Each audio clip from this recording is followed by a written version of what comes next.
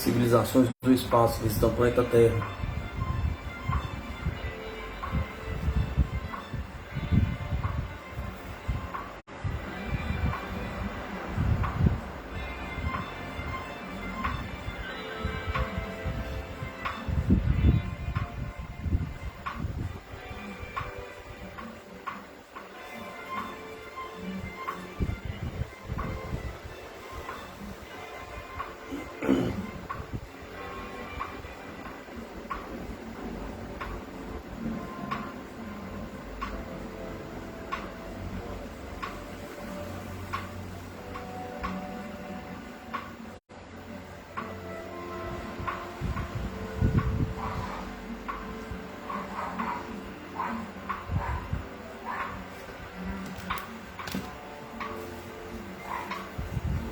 Caso Jesse Long.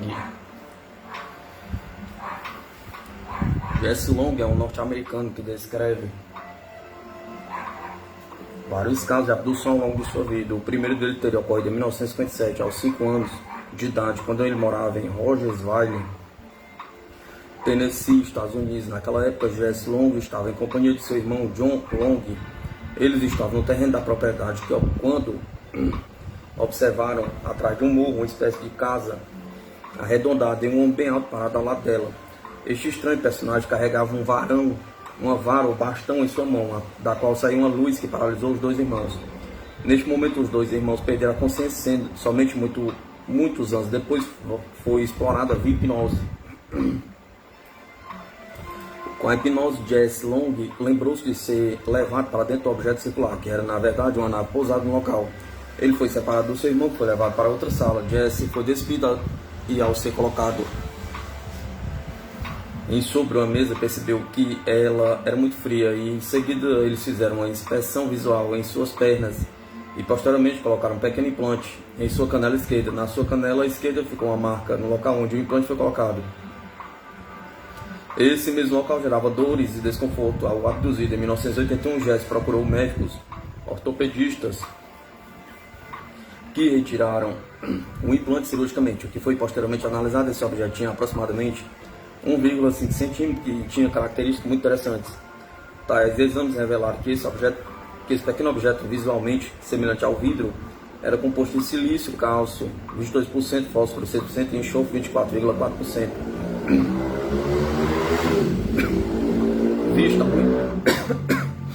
Visto ao microscópio, o objeto parecia como favos de abelha aquecida a 5.000 Fahrenheit. Também constatou que tal objeto emitia ondas de rádio. Quando atingiu a puberdade, as abduções tornaram-se mais intensas e assustadoras ao abduzido. Elas seguiam um padrão característico observado em inúmeros outros casos. A maioria dos seus atos era muito semelhante. Ao me levar para o seu aparelhinho por um corredor, me punham sobre uma mesa plana, era paralisado, pois gritava e chutava. Não queria estar ali. As experiências incluíram uma extração de esperma. Este é o procedimento mais traumatizante e me causou muitos problemas, pois me forçaram a copular com o que parecia ser uma fêmea. Em 1990, Jesse passou por uma experiência de abdução, porém com elementos diferentes. Ele estava dirigindo na Califórnia para New Orleans, perto de Albuquerque, no Novo México. Durante a viagem, o carro foi levitado da estrada com Jesse ainda ao volante. O veículo foi puxado para dentro de uma nave onde ele viveu uma experiência impressionante. Fui levado para um aparelho colocado sobre a mesa. Então me mostraram um bebê e disseram que este é seu filho. Havia outras 9 crianças ali. Olhavam para mim e via que eram minhas. Cada uma das crianças enfileiradas veio até mim, tocou minha mão e me olhou bem nos olhos e saiu da sala. A mensagem que sentia delas era: estamos bem, obrigado. Seu irmão John, abduzido junto com o Jesse em 1957, concluiu os estudos, mas não chegou a cursar a faculdade. Porém, John tinha uma inteligência acima do comum e tinha conhecimentos profundos sobre engenharia. Ele construiu uma casa próxima ao local da abdução. Essa casa tinha um formato semelhante ao objeto que raptou os dois irmãos em 1957. O relato de Jesse John Longo encontra similaridades com inúmeros outros casos, com Antônio Vilas Boas, Kate Davis, Betty Debra e Antônio Nelson Tasca. O mistério da Biscaia. Os geólogos Clóvis e Paulo estavam a serviço da Minoropar, na época empresa pública do estado do Paraná, voltada a estudos geológicos, em uma área de reflorestamento pertencente ao Banestado, na região de Biscaia, zona rural de Ponta Grossa. Eles realizavam trabalho de geologia na região entre março e novembro de 1998. Em março de 1998, os geólogos encontraram 2 marcas circulares sobre o solo, em meio à estrada dentro da área de reflorestamento próximo ao local onde ocorre a extração de talco.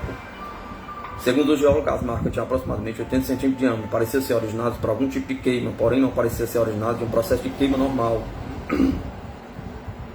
Em busca de resposta, eles reviraram um pedaço de terra, percebendo que abaixo do solo também estava queimado, identificado uma espécie de elemento oleoso. Como o lugar desabitado, sendo que a casa mais próxima fica a mais de 1 km do local, é pouco provável que a marca possa ter sido feita por algum tambor ou algo parecido, pois o acesso do local é extremamente difícil. As marcas foram destruídas pouco tempo depois, pois os donos passaram máquinas para a melhoria da estrada. As fotos chegaram a CIPEX depois que elas já haviam sido destruídas. Mesmo assim, uma equipe foi ao local em busca de maiores informações. Embora as marcas não estivessem mais ali, eles puderam entrevistar pessoas da região que afirmaram ver com frequência luz sobrevoando a região. A sonda de Capão Redondo. No dia 2 de janeiro de 1998, por volta das 21h30, várias pessoas testemunharam a evolução de um aparelho luminoso sobre as casas na região de Capão Redondo, na cidade de São Paulo. 2 irmãos tiveram a oportunidade de registrar em vídeo a evolução dos objetos. Tudo começou quando 2 primos avistaram o objeto que evoluía sobre a região. Era um objeto esférico com aproximadamente 20 centímetros de diâmetro, que era quase tão brilhante quanto uma lâmpada de iluminação pública. Tal objeto realizava movimentos rápidos de descida e subida sobre os telhados da casa da região. Não havia qualquer ruído oriundo do objeto. Em seguida, eles chamaram outros familiares presentes na residência para acompanhar a observação. Uma das testemunhas pegou a câmera fotográfica da família e registrou as fotos por alguns minutos. Registrou o objeto por alguns minutos. O senhor Valdir Mariano, pai de 2 das testemunhas, levou a fita à imprensa para que por sua vez repassou ao ufólogos que procederam à investigação do caso. Os pesquisadores do INFA, Claudeir Couve e Ricardo Varela, estiveram no local onde o vídeo foi obtido, entrevistando testemunhas, encontrando novos testemunhos nas evolução do objeto. Pouso de UFO em base da Força Aérea Brasileira. Na madrugada de 2 de dezembro de 1996, um objeto luminoso é avistado por várias pessoas que moram nas proximidades da Escola de Especialidades da Aeronáutica, em Guaratinguetá. No dia seguinte, um ufólogo da cidade de Lorena, Walter de Oliveira, esteve no local e descobriu uma marca circular em um charco a 100 metros da Escola de Especialidade da Aeronáutica. Ela tinha aproximadamente 8 metros de diâmetro, tinha um formato circular. Dentro de uma marca havia um tipo de capim que apresentava-se amassado em sentido horário, seco, sem clorofila e com indício de exposição ao calor, pois apresentava-se chamuscado. Em 4 pontos das bordas do ciclo, bem como no seu interior, havia pontos queimados. Na parte de fora da marca da vegetação estava intacta. Durante a pesquisa, os ufólogos filmaram e fotografaram a estranha marca. Foram colhidas algumas amostras de vegetação que foram enviadas para análise da Unital em Taubaté. Posteriormente, com a divulgação do caso, o local foi aterrado sob a alegação de construir uma divisa entre o aeroclube local e a escola de especialistas. O caso Colombo foi inicialmente pesquisado pelo extinto Grupo de Estudos de Pesquisa Ufológica de Curitiba, GPUC. A primeira divulgação do caso ocorreu através do site GPUC Online, com a fusão do GPUC com o Centro de Investigações e Pesquisas Exobiológicas, CIPEX. O site transformou-se no CIPEX Online. O caso permanece em aberto devido a dificuldades emocionais enfrentadas pela vítima protagonista do caso. Tomei conhecimento do caso a partir de uma vizinha da vítima. Em 18 de maio de 1997, estive no local apurando e investigando os fatos. Fui até o local onde supostamente desceu o objeto e constatei uma marca de 1,50 m de comprimento por uns 7 cm de largura. Ela seguia em linha reta por quase 1 metro, ocorrendo um desvio em alguns graus. A marca estava embaixo de galhos de uma laranjeira. Os galhos mais baixos desta árvore estavam a 1,70 m de altura. No local encontrei 2 irmãos que teriam testemunhado o momento em que a estranha marca apareceu no seu quintal. A testemunha principal, Rafael, com 10 anos de idade na época, afirmou que em 14 de maio de 1997 brincava na varanda de sua casa, de frente para o quintal. Ele e sua irmã estavam sozinhos em casa, aguardando o retorno de seus pais que haviam saído. Por volta das 22 horas, Rafael observou que seu quintal iluminou-se. Imaginando tratar-se do automóvel dos seus pais, ele olhou e o que viu era bem diferente do veículo terrestre. Tratava-se de um objeto redondo com aproximadamente 10 centímetros de diâmetro, que emitia uma forte luz vermelha. O objeto seguiu em direção à laranjeira do quintal. Pouco antes do impacto, o objeto desceu, quase tocando o solo, para então subir e seguir em direção à casa de Maria, vizinha que morava na casa ao lado. Rafael, assustado, gritou para sua irmã, que assistia a televisão na sala. Os dois foram até o local onde o objeto passou e notaram um fogo azulado com uns 10 centímetros de altura. No local havia um cheiro ruim muito forte. Pouco tempo depois, os pais das testemunhas chegaram em casa e viram a marca brigando com os dois irmãos, julgando que eles... Pouco tempo depois, os pais da testemunha chegaram em casa e brigando com os dois irmãos, julgando que eles tinham jogado fogo no local. Pouco depois, os dois irmãos começaram a sentir náuseas, dor de cabeça, tonturas, formigamento pelo corpo. A pele de ambos tornou-se avermelhada e inchada. A mãe das testemunhas preparou um chá medicinal que não fez efeito. Vendo que as testemunhas continuavam a passar mal, eles resolveram levá-las ao hospital Angelina Caron, em Campina Grande do Sul.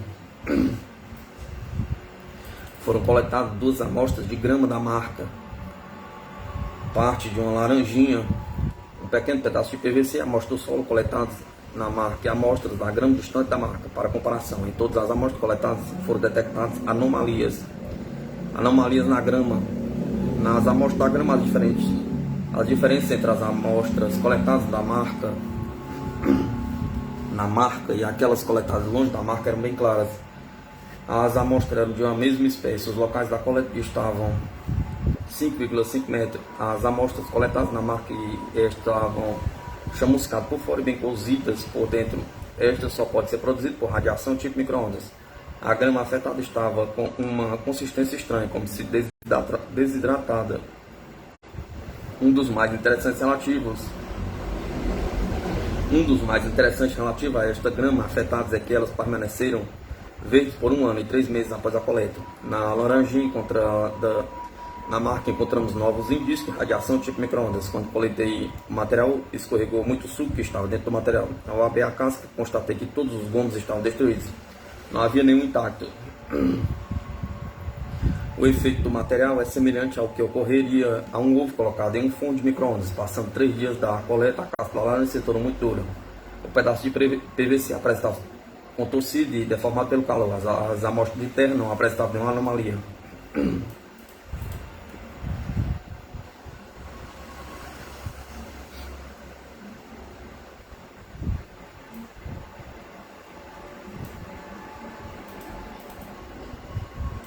Abdução em Praia de Leste. Um detalhe interessante no relato de Rafael é que o objeto teria seguido em direção à casa da senhora M.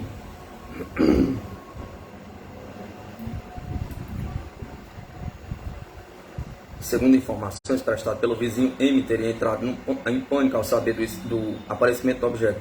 Na semana seguinte, voltamos ao local, desta vez para entrevistar M. Esta testemunha nos contou que uma noite no mês de abril estava com seus familiares em uma praia na Praia do Leste, Paraná, jogando cartas, quando surgiu um objeto voador semelhante a um ônibus. O objeto era silencioso e iluminado. M e sua família sentiram um estranho incômodo zumbido no ouvido direito. M se sentiu compelida a seguir para um lugar que ela não soube precisar. M caminhou sozinha até uma praia deserta, onde o misterioso objeto desceu. Deste objeto desceram três seres estranhos que possuíam olhos grandes, vermelhos e fundos, cabeça desproporcional ao corpo. No alto da cabeça haviam 2 protuberâncias. Sua pele era muito estranha, parecendo enrugada, de coloração esverdeada. Um dos seres lhe disse telepaticamente: "Você não é feliz aqui, você não é daqui. Nós vamos levar você conosco." Em pânico, tentou lutar contra os seres, mas perdeu a consciência. No dia seguinte, pela manhã, seu filho a encontrou em uma praia, desacordada. Durante o período em que ficou fora de casa, seus familiares não notaram sua ausência, o que é estranho. A testemunha estava desorientada e confusa. Constatamos mais tarde a existência de 5 manchas no joelho direito da testemunha. As manchas pareciam-me como hematomas, sendo todas do mesmo formato e tamanho e estavam alinhadas. Depois deste dia, M passou por períodos de depressão, angústia, ansiedade e nervosismo. Segundo os vizinhos, M deixou de conversar com vizinhos e se isolou. Notamos na semana seguinte que M começava a beber, procurando esquecer o ocorrido. A investigação da abdução continua e em breve poderá ser divulgada melhor. Na barragem de Alagados, no dia 20 de dezembro de 1997, tomamos conhecimento deste caso através da vizinha de uma das testemunhas que mora em Curitiba. Manteremos o nome e o endereço da testemunha em sigilo para preservar sua privacidade. Pedimos um relato detalhado da observação por escrito. 2 dias depois recebemos o relato que reproduzimos abaixo. A história que passa a narrar deu-se mais ou menos 1 ano e meio atrás, em um sítio em Carambeí, na região de Ponta Grossa. O sítio fica numa região a 25 km de Ponta Grossa. Essa região é cercada por uma serra chamada de São Miguel, com cânions e bastante vegetação de difícil acesso. Lá também tem uma represa que abastece a cidade de Ponta Grossa, que tem início na serra. Estávamos eu, meus irmãos e meus sobrinhos jogando futebol por volta das 18h30 nesse sítio,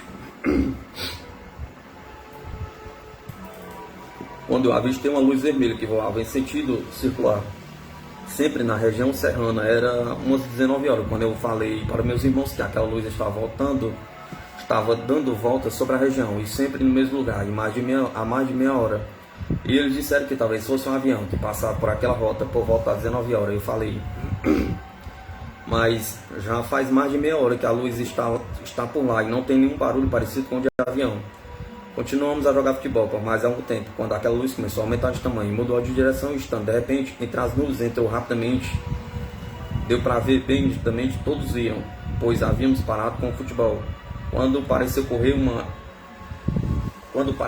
uma explosão, quando aquilo passou sobre as nuvens, uma anormal claridade, com a avermelhada bem forte, formou-se bem nesse momento. Havia um pouco de luz do dia, pois já estava escurecendo. Deu para ver quando isso aconteceu. Aquilo deixou-nos assustados, pensando que fosse alguma explosão de avião ou algo parecido. Mas o impressionante foi que não houve nada que pudesse notar como algum estrondo, nenhum barulho. Quando aquela luz forte clareou as nuvens, foi impressionante como produziu aqueles tons avermelhados. Em seguida, em questão de segundos, desapareceu no meio das nuvens, como se não tivesse ocorrido nada. Ficamos nos perguntando o que teria acontecido. Nada que se pudesse explicar. Já estava bem escuro e nós estávamos ainda jogando futebol, quando vimos novamente aquela luz vermelha que tínhamos visto anteriormente, de forma redonda, de diâmetro não muito pequeno, que às vezes parecia mais claro o tom de vermelho. Estava no sentido oposto ao anterior, sempre voando sobre a terra em sentido circular. Fazia sempre o mesmo trajeto, isso por uns 40 minutos. Também voava sobre a represa, que tem início no meio da serra, num vale. Às vezes aumentava seu tamanho. Passado isso, a luz desapareceu novamente. Estávamos indo embora para a casa de um dos meus irmãos, uns 5 km de distância do local em que estávamos, quando avistamos uma luz fortíssima, tipo farol de milha, que vinha em nossa direção. Vinha da região da serra pela represa, por dentro do rio Jutubá. Aquela luz estava cada vez mais próxima, sem nenhum barulho. A luz acendia e apagava, clareando a escuridão por vários quilômetros à beira do rio e das matas. Nunca vi na minha vida uma luz tão forte como aquela. Meus sobrinhos estavam ainda com a proximidade daquela luz forte. Chegou bem perto, pelo rio, e a menos de 1 km da gente. Estávamos na estrada, pensamos em correr, mas não fizemos, pois aquilo estava cada vez mais rápido e não daria tempo de escapar. Caso fosse algo de ruim, andamos mais depressa um pouco, que a luz seguiu pelo rio abaixo, o que é perto da casa do meu irmão. Chegamos em casa assustados, ficamos olhando aquilo, a luz desapareceu na escuridão. No outro dia encontrei o vizinho que disse ter visto aquilo e que também ficou impressionado. Ele mora quase na beira do rio onde ocorreu aquilo. Ele me disse que seu amigo e vizinho estavam pescando na ponte sobre o rio, quando aquela luz clareou tudo em volta dele. Ele saiu apavorado, correndo, pegou sua motosserra rapidamente, deixando tudo para trás, peixe, isca, varas. Disse que o vizinho chegou em sua casa, que não podia nem falar de susto, o que nunca tinha visto nada parecido. Outro senhor que mora na região também contou que tinha visto aquela luz no rio. Assistimos e também ouvimos todos os noticiários de TV e rádio para ver se estava alguma notícia sobre algum acidente na região. Na noite em que ocorreu, também no dia seguinte, mas não deu nada. Não ficamos sabendo aquilo que ocorreu, ficamos sim impressionados. Nada ficamos sabendo sobre aquilo que ocorreu, ficamos sim impressionados. Meu irmão outra vez me contou que numa noite Na mesma serra em que ocorreram esses fenômenos, ele viu luzes também muito fortes que clareavam tudo, ultrapassando a neblina que cobria a serra em forma de círculo. Essas luzes foram vistas por ele na madrugada, por volta das 5 horas da manhã. Também, numa noite, eu vi nesse mesmo local em que meu irmão disse ter visto luzes com o que ele descreveu. Já passava das 24 horas quando isso ocorreu. Essas coisas aconteceram uns 3 meses antes daquela luz vermelha que vimos depois. Outras pessoas dizem ter visto também em outras regiões da serra luzes estranhas. O que eu vi e os outros que estavam comigo também viram foram coisas totalmente estranhas, impressionantes, de maneira que ocorreram jamais havia sido visto por mim e pelos outros. Entrevistamos a testemunha 2 vezes por telefone, uma pessoalmente, onde podemos constatar ser uma pessoa honesta e humilde. Não quis que seu nome fosse divulgado e mostrou não ter qualquer conhecimento de ufologia. Quando, durante a entrevista, declarou sem qualquer contradição as mesmas informações e acrescentou algumas novas. O caso ocorreu em maio de 1995, sendo testemunhado por 9 pessoas do grupo em que a testemunha se encontrava, além de pescadores presentes no local. O objeto tinha aspecto metálico com coloração grafite e emitia flashes luminosos que variavam de laranja ao avermelhado.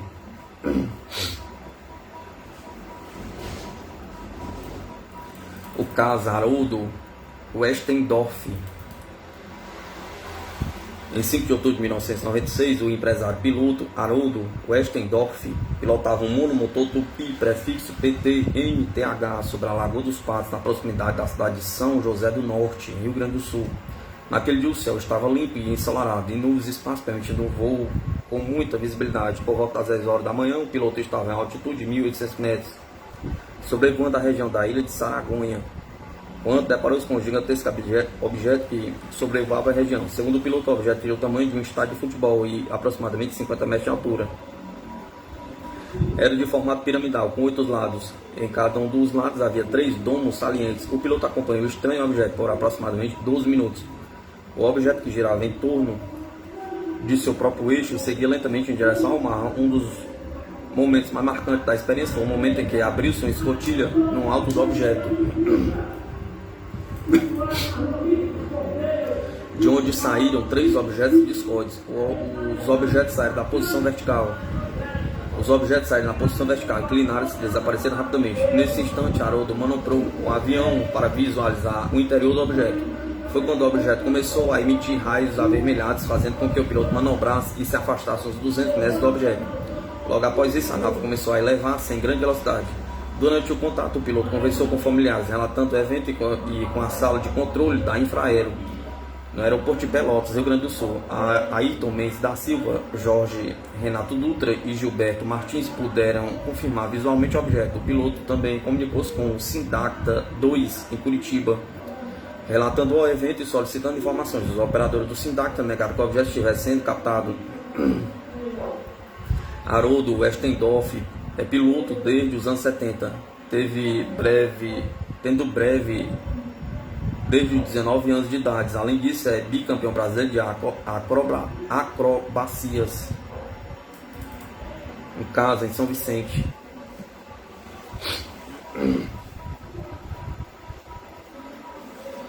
No dia 16 de agosto de 2013, um importante caso de segundo grau ocorrido em 1º de outubro de 1995, no litoral paulista.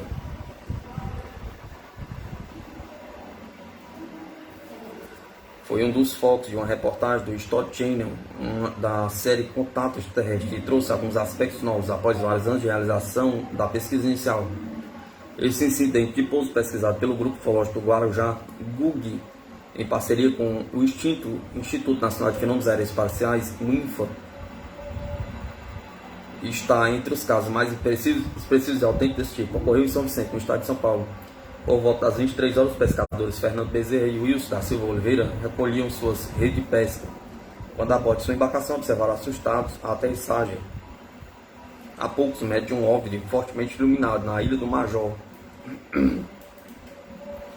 No início da observação, os 2 pescadores acharam que se tratava de um balão, porém, quando o objeto se aproximou numa velocidade muito grande, notaram que estava diante de um fenômeno anômalo. Quando a luz estava em cima de nossa cabeça, mudou de direção e foi a uma ilhota onde pousou. Na parte de baixo do aparelho tinha luz que girava, relatou Fernando Bezerra. Aterrorizado, Wilson Oliveira disse: quase morri de medo, me escondi no porão do barco. A luminosidade proveniente do aparelho voador, que tinha forma de disco, era de uma tonalidade amarelada e era tão intensa que os dois pescadores, assustados, tentaram fugir, mas o motor da embarcação desligou na hora que o OVNI passou por cima deles. Fizemos uma das tentativas até o motor pegar, pois saímos rapidamente dali. Podemos ver na fuga que o objeto aterrissou em uma ilha situada entre os meandros dos mangues do rio Piaçabuçu, relatou o pescador Fernando. Um detalhe informado: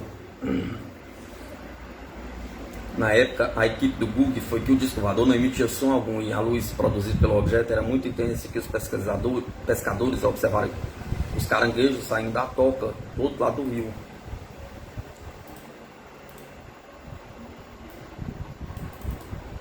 Depois do susto, Fernando e Wilson garantem que chegaram em casa e contaram o ocorrido aos seus familiares e não conseguiram dormir, embora tivessem tomado água com açúcar na tentativa de se acalmarem. Ao amanhecer no dia seguinte, os dois pescadores voltaram ao local armados e notaram uma marca circular era um círculo de 5,5 metros de diâmetro, onde a vegetação estava seca, amassada e nivelada em sentido horário. Também encontraram 4 marcas de sapatas de apoio retangulares, cada uma com 10,15 centímetros. Estas marcas dos trens de aterrissagem do objeto voador estavam proporcionalmente distribuídos e com afundamento do terreno de 1,5 centímetro. Os pesquisadores retornaram à cidade e comunicaram o fato aos repórteres do jornal A Tribuna de Santos, que vinculou uma matéria sobre o estranho episódio em 8 de 10 de 1995. O Bug, ao tomar conhecimento da ocorrência por meio dos jornalistas, reuniu uma equipe interna e chamou também alguns integrantes do INFA para que investigassem em conjunto aquela ocorrência ufológica. Durante a investigação, logo foram realizadas filmagens, fotografia, medições, moldes em gesso, das sapatos, coleta do solo e vegetação, além da reconstituição do ocorrido por meio de entrevista às testemunhas. Um desenho colorido do OVNI também foi realizado por uma das testemunhas. Durante a pesquisa de campo, o caso foi classificado como sendo de segundo grau pelas seguintes características apresentadas: efeito mecânico caracterizado pela marca impressa no solo e pela vegetação amassada e quebrada no local. A vegetação sofreu uma queima de luz excessiva. Efeito eletromagnético que causou a parada de funcionamento do motor da embarcação. Em seguida, os componentes elétricos do barco, como o alternador, sofreram danos, chegando a queimar. Posteriormente, as ferramentas e as partes metálicas do barco apresentaram uma corrosão que não existia antes. Efeitos fisiológicos nas testemunhas. As testemunhas queixaram-se de irritação nos olhos e de diarreias.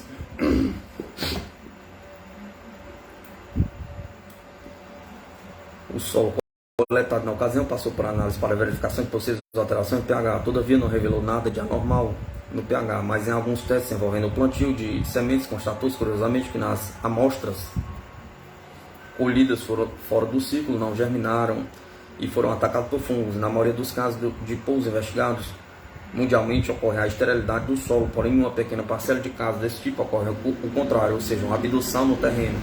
E foi o que ocorreu nesse caso. Uma tampinha de garrafa encontrada no local apresentou um campo eletromagnético dobrado, disse o investigador do Google, Mário dos Santos Filho, após efetuar as medições do local.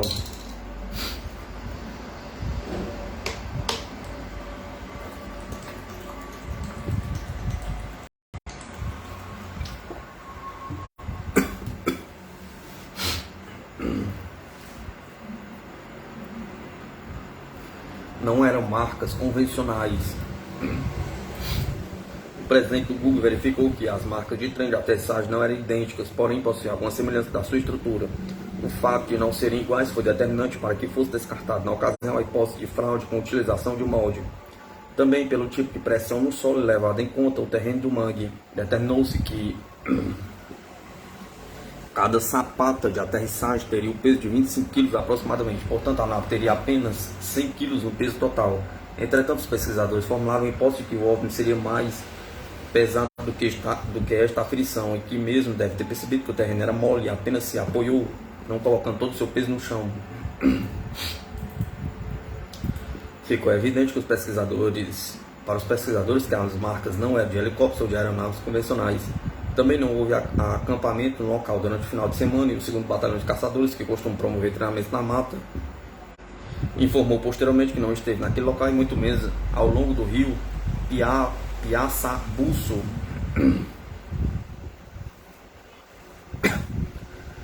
base aérea de Santos foi consultado e também informou que não esteve no local na data do avistamento. Passados 18 anos da ocorrência, durante o programa Story Channel, os dois pescadores confirmaram os mesmos detalhes observados em 1995 e disseram, em complemento à narrativa do caso, que tiveram sua saúde afetada desde aquela época, tendo que se afastar da pesca, prestaram até exames médicos constatando esta realidade. Até hoje, Fernando e Wilson, considerados pelo GUG como sendo testemunhas concretas de um contato real com o desconhecido. Em adendo e confirmando que os OVNIs estavam naquela região, em outubro de 1995, os pesquisadores investigaram outro caso de avistamento na praia do Indaiá, que ocorreu no dia seguinte ao pouso. E ao longo do mês de outubro daquele ano, houve várias ocorrências de luz não identificadas na região. É fato concreto que os objetos voadores não identificados sobrevoaram e pousaram no litoral paulista.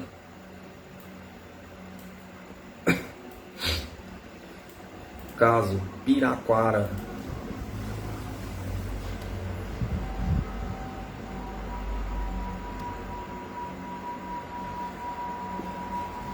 Em uma chácara próxima à Serra do Mar, na região de Piraquara, região metropolitana de Curitiba, um casal foi vítima de estranho avistamento. Às 20h30, em um sábado de agosto de 1981, o senhor Walter e a senhora Joana encontravam-se em sua varanda observando as estrelas, pois a noite apresentava-se límpida e calma, quando de repente avistaram duas formas luminosas aproximando-se de daquela região. Notaram que os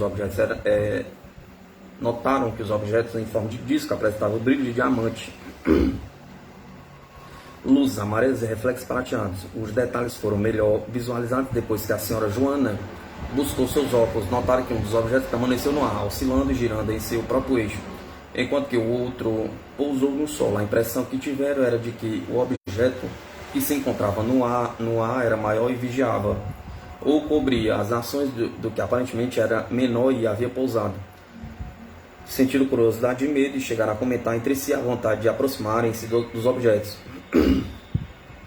Chegaram a lamentar que eles não estivessem mais próximos, de preferência em cima de sua chácara. Também tinham a impressão de que eram observados por aqueles estranhos objetos. Por volta das 22h30 ocorreu um blackout, possivelmente provocado pela presença dos OVNIs.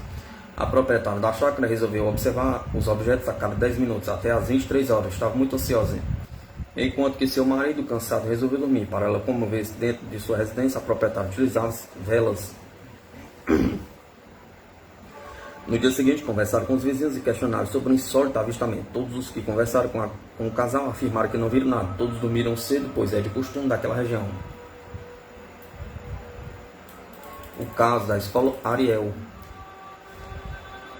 Em 1994, ocorreu um dos mais impressionantes casos de pouso de UFO e avistamento de tripulantes da história da ufologia.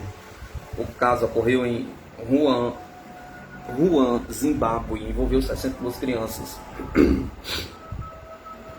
alunos da escola Ariel, na manhã de 16 de setembro, quando 62 crianças com idades variando entre 7 e 12 anos observaram 3 estranhos objetos prateados sobrevoando a região. 2 deles desapareceram e o objeto restante pousou próximo à escola, a 100 metros distante dos estudantes.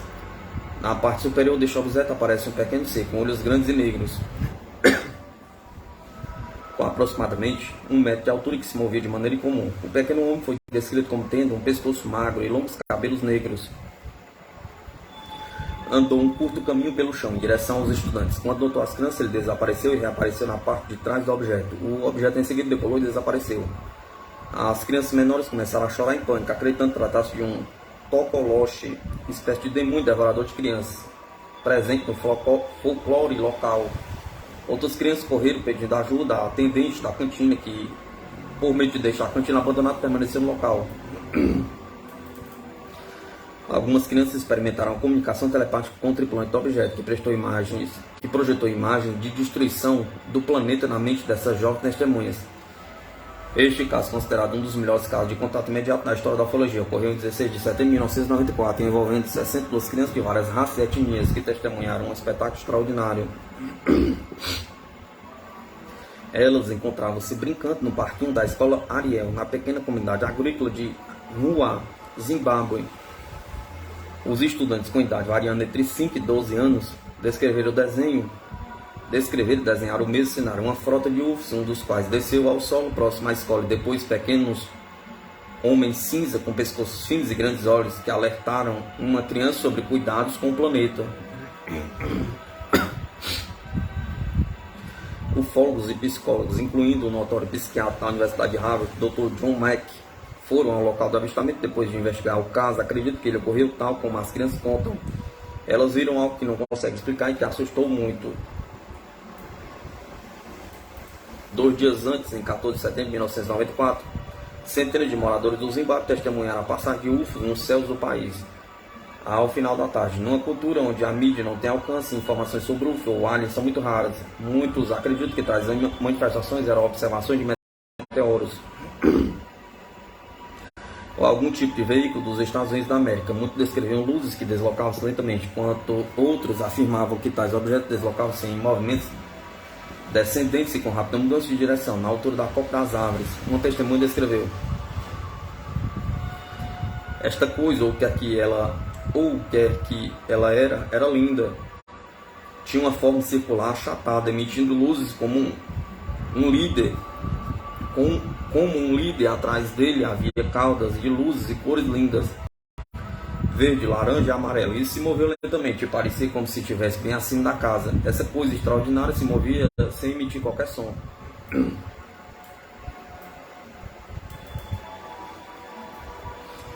A escolaria é uma escola de ensino fundamental particular, localizada em rua a aproximadamente 20 km de Harare, capital do Zimbábue. Por volta das 10h15 da manhã, na sexta-feira, 16 de setembro de 1994, enquanto professores estavam em uma reunião pedagógica dentro da escola, as crianças estavam brincando no parquinho. Ambiente externo da escola, apenas um adulto supervisionava o recesso naquela manhã. O psicoterapeuta Alison Kirkman, que atendia na cantina da escola. A escolaria atendia uma grande variedade de estudantes com idades variadas, oriundos de diversas raças e etnias. Todos brincavam ruidosamente na área do parquinho, quando várias crianças observaram 3 objetos voadores passando por cima da escola. Esses objetos foram descritos como arredondados, de aspecto prateado, como um prato achatado, com pequenas escotilhas ao redor de sua estrutura. Eles se deslocavam em alta velocidade, desapareceram no piscar de olhos e reapareceram em outra posição pouco depois. Um desses objetos desceu ao solo, aproximadamente 100 metros de distância dos limites do parquinho, em uma área cheia de arbustos, fora do alcance das crianças. Um dos investigadores assim descreveu o local. Além do parquinho, cercado por vários grupos de aves, havia mais além áreas com mato rasteiro. Esse terreno não pertencia à escola, mas eram realizadas limpezas e nivelamentos. Entretanto, o terreno continha grama com espinhos, arbustos nativos, árvores crescendo na forma irregular e mato alto e denso suficiente para esconder uma criança que se aventurasse por lá. Após o pouso do objeto, os estudantes observaram um pequeno homem parado na parte superior do aparelho.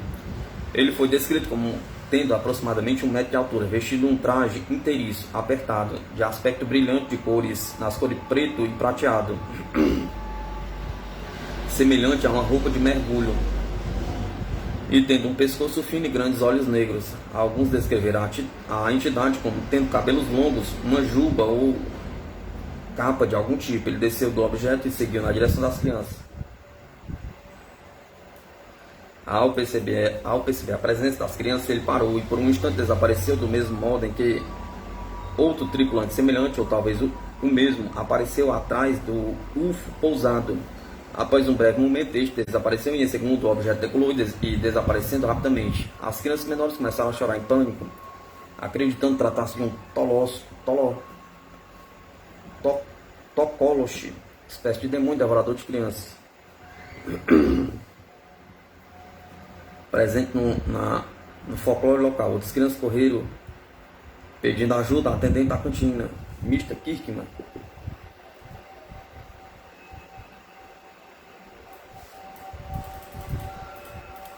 Um investigador coletou seu depoimento. Mr. Kirkman me contou que quando as crianças vieram correndo para o tuck shop, contando espantado sobre o pequeno homenzinho correndo ao redor da escola com uma faixa na cabeça e uma roupa inteiriça, e ela ficou totalmente cética. Mais tarde ela contou que pensou que as crianças estavam brincando. Depois de ouvir as crianças, Colin Maquin, diretora da escola, fez as crianças voltarem para as salas e desenhar separadamente o que elas viram. Os investigadores chegaram no dia seguinte e encontraram 35 desenhos de crianças representando o episódio. Todos os desenhos eram similares na descrição do UF dos ocupantes, ilustrando o mesmo objeto em forma de disco, pequeno tripulante de olhos negros e grandes. Uma das garotas mais velhas descreveu a entidade como ela viu. Uma criatura com um pequeno nariz e uma boca pequena, como um corte linear, acrescentando que os olhos eram muito grandes e oblíquos. Outra descreveu o alho como fino e magro, com um pescoço magro e olhos que eram grandes e de formato oval. Durante todo o avistamento, a entidade alienígena nunca falou diretamente às crianças, embora alguns dos alunos mais velhos tenham observado que os pequenos seres haviam aparentemente se comunicado com os ocupantes do veículo. Além disso, foram informados pelo tripulante telepaticamente que os humanos estavam destruindo a Terra, poluindo-a, e que se não mudássemos o nosso caminho, haveria sérias consequências. Uma das testemunhas descreveu assim esse momento: essas coisas vinham do homem, de seus olhos. Uma das hipóteses aventadas pelos críticos era de que as crianças fantasiaram o caso a partir de notícias e produções televisivas que abordam o tema UFO. Porém, essa hipótese foi rapidamente refutada, pois muitas das crianças admitiu que nunca havia sequer ouvido falar sobre UFOs antes desse evento. Os ufólogos Cynthia Hind e John Mack passaram 2 dias investigando o caso em loco e entrevistaram as testemunhas, os pais e os professores da escola sobre o caso. Vídeos de entrevista mostraram um grupo de crianças muito sérias e calmas explicando convincentemente o que viram. Uma das testemunhas presentes declarou: quando eles foram entrevistados por Mack, com toda sua perícia profissional, estavam perfeitamente claro que eles estavam falando a verdade. Suas vozes, seus tons, suas linguagens corporais, eles eram tão conscientes, contaram suas histórias com muita convicção e eles falaram a sua própria linguagem. Outra criança declarou: eu juro por cada fio de cabelo da minha cabeça, por toda a Bíblia que eu estou falando a verdade. O psiquiatra John Mack concluiu que a criança não tinha passado por qualquer alucinação coletiva e apenas relataram uma experiência real, por elas vividas. As crianças experimentaram um contato muito intenso com esses seres, e isso é perturbador como parece. Isso, pois não existe nenhuma outra explicação psiquiátrica. A ufóloga Cynthia Hind esteve no local poucos dias após o fato, acompanhado de outros investigadores e repórteres da BBC. Eles vasculharam a área em busca de vestígios, usando o contador Geiger, magnetômetro e detector de metal, porém nada foi detectado. Em 2010, as testemunhas, agora adultas, foram novamente entrevistadas, oferecendo novas informações interessantes. Uma das testemunhas declarou: aquela face, aquela nave, isso nunca sai da minha cabeça. Outro declarou: é estranho e excitante. Você não vê algo assim todo dia, é como uma experiência de vida. Se tem uma experiência em minha vida que eu gostaria de reviver, seria esta experiência em particular. Uma das professoras entrevistadas afirmou que acredita na história das crianças e que estava convencida que elas realmente testemunharam algo extraordinário.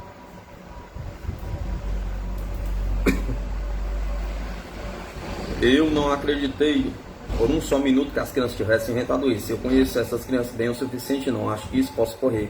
Então eu estou absolutamente convencido de que algo aconteceu naquele dia. Em 2008, o produtor americano Randall Nickerson visitou o palco dos acontecimentos para a produção de um documentário sobre o caso. Ele localizou as testemunhas, agora adultas, morando em diversos países do globo, e ele declara: suas histórias não tiveram mudança em geral, não é o que seria de se esperar se eles estivessem inventando tudo isso. Seja pela qualidade dos relatos, seja pela sua idoneidade, ou mesmo pela quantidade de testemunhos, o caso de Ruan, em Zimbábue, é uma das mais importantes e interessantes casos de contato imediato da ufologia mundial. No dia 14 de setembro de 1994, começou como um dia normal na vida de Cynthia Hind, à tarde, temperatura dificilmente baixa, com a quente primavera das terras altas do Zimbábue, país no sul do grandioso rio Zambezi.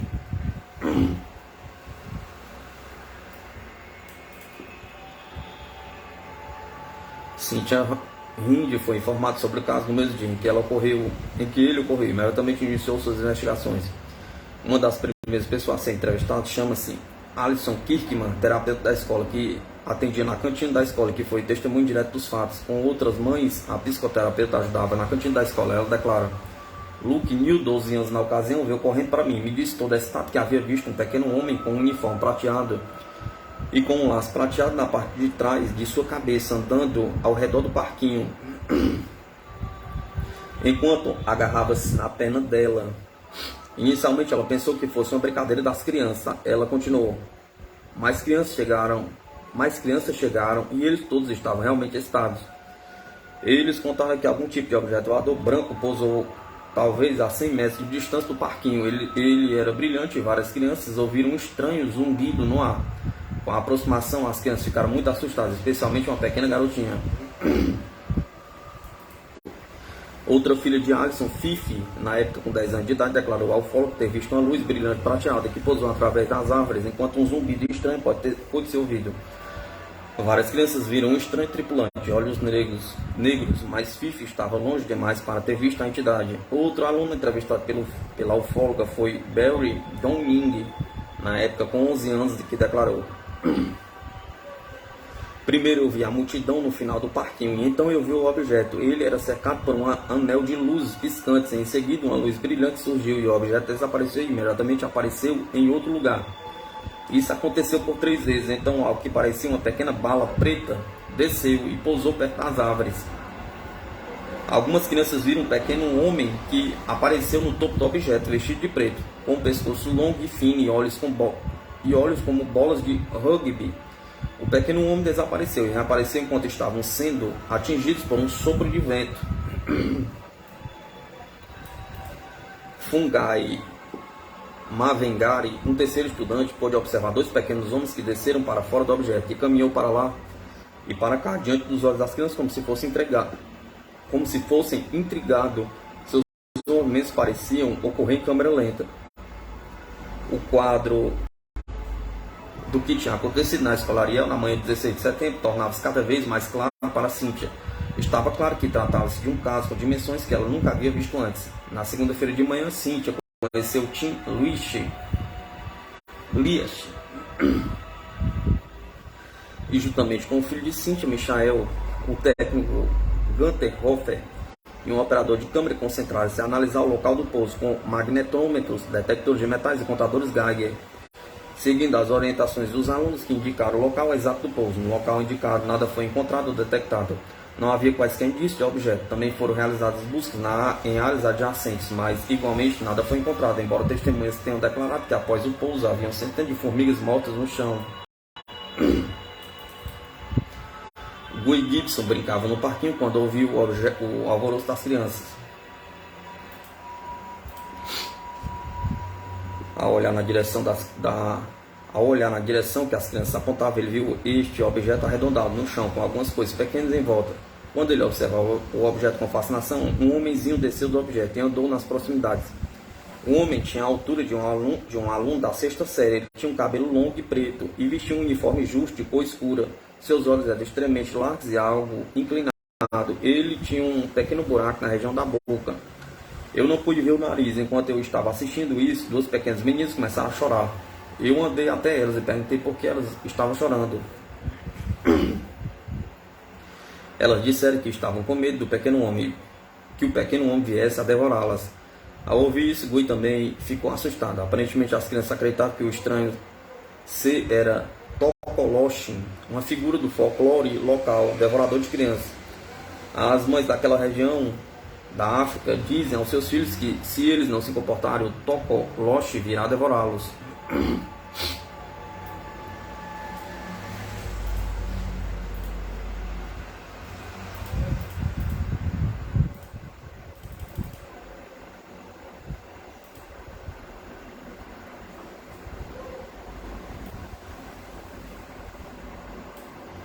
Quando o garoto chegou em casa, seus pais não acreditaram no que ele contava, mesmo sabendo que o garoto não mentira. Eles não conseguiram pensar na possibilidade de acreditar na história de seu filho. Analisando os depoimentos, perceberam várias características comuns, como por exemplo a sequência de fatos, o pouso, a aparência do objeto, a aparência dos seres e inúmeros outros detalhes. O psiquiatra americano e professor da Universidade de Harvard, Dr. John Mack, foi outro ufólogo que participou das investigações do caso. Que é especializado em psiquiatria infantil e viajou até Wuhan, em Zimbábue, em dezembro de 1994. Por 2 dias ele entrevistou as crianças envolvidas e concluiu que todas elas descreviam um evento real vivido por elas. Ele apurou que muitas das crianças envolvidas teve algum trauma ou pesadelo subsequente ao caso e em um caso, em Ilhéus e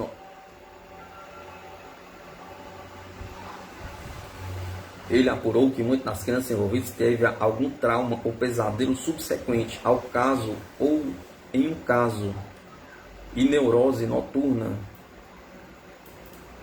Em seus estudos, ele entrevistou 3 crianças que deixaram o parquinho e se aproximaram do aparelho. Elas puderam observar a presença de vários tripulantes e olharam fixamente para os olhos de um deles. Também puderam constatar que o objeto maior era escoltado por outros menores que se mantinham ao redor do aparelho. Eu vi 2 aliens e um estava em frente à espaçonave. Ele tinha um rosto alongado, com olhos ovalados e 2 buracos, mas sem nariz. Eles tinham braços normais e pernas normais. Eu vi um daqueles homens na espaçonave. Ele estava como que guardando a espaçonave e aquele outro corria ao redor, caminhando no capim.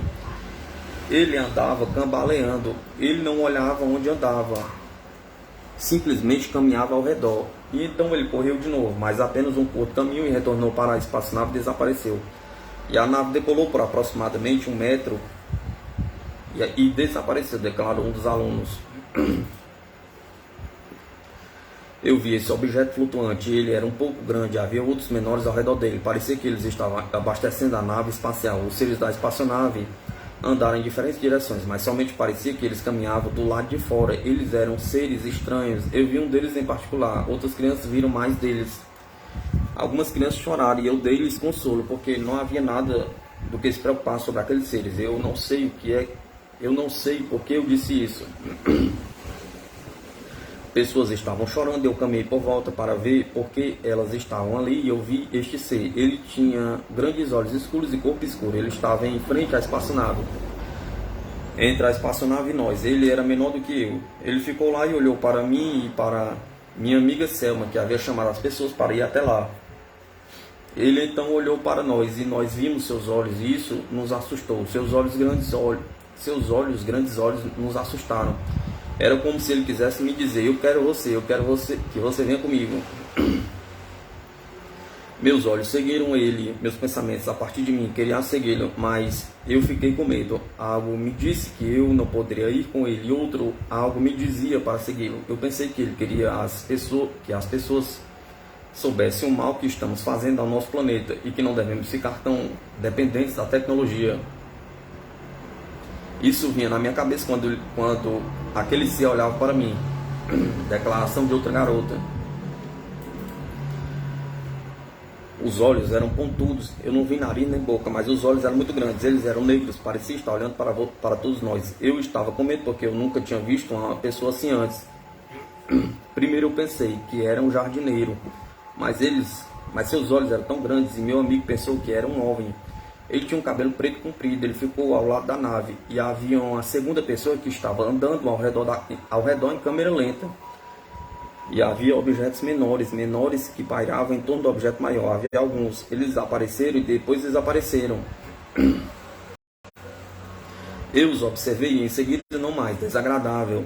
Ele apenas parecia horrível e triste. Eu sentia simpatia, mas também eu estava com medo. Eu senti pena dele, porque eu acho que ele não podia sentir qualquer amor, que ele precisava de amor. Achei que o mundo fosse acabar e que eles tinham vindo para nos dizer que o mundo estava acabando, algum tipo de má notícia, porque nós não cuidamos do planeta adequadamente, destruímos o ar. Eu me senti horrível quando cheguei em casa.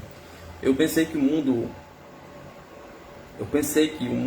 ia terminar e não haveria ar para respirar. Ele nunca disse nada, seus olhos pareciam horríveis, declarou a aluna Pilha Lizer, na época com 11 anos de idade.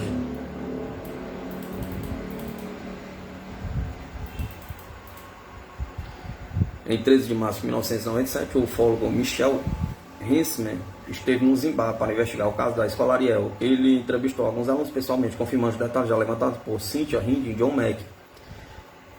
Uma das alunas entrevistadas por ele é Pillai Liesel, já com 13 anos de idade, que contou animadamente suas lembranças do episódio para Pillai. O que ela observou naquela manhã era uma nave espacial.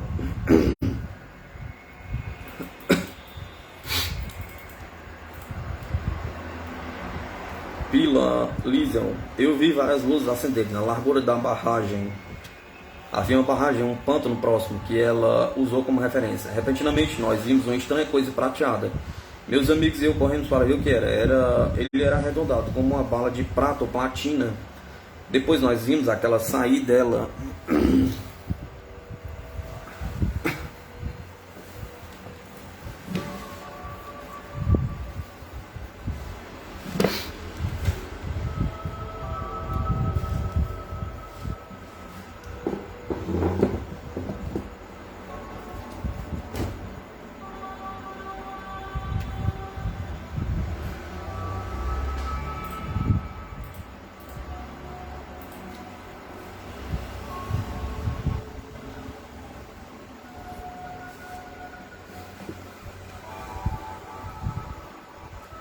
Depois nós vimos alguém sair dela. Ele vestia um traje preto, justo e parecia pequeno, e seus olhos eram grandes e negros. Seu rosto estava um pouco coberto. Os professores estavam em um encontro. Nós fomos até eles contar o que havia acontecido, mas eles não acreditaram em nós. Depois eles vieram para fora conosco, mas a nave já tinha ido embora. Michel Hansman pergunta: a nave, ou seja lá o que for, voou sobre as árvores? Pergunta Liesel: não. Nós apenas vimos as luzes piscantes. Depois, repentinamente, nós vimos isso perto daquelas pedras lá. Depois nós vimos essa pessoa que veio descendo para fora e que depois nos encarou. Nós todos ficamos assustados com isso. Foi por isso que fomos contar aos professores. Pergunta: quanto tempo o avistamento durou? Resposta: eu acho que 3 minutos até ele desaparecer. Pergunta: todas as criaturas viram isso? Todas as crianças viram isso? Pergunta.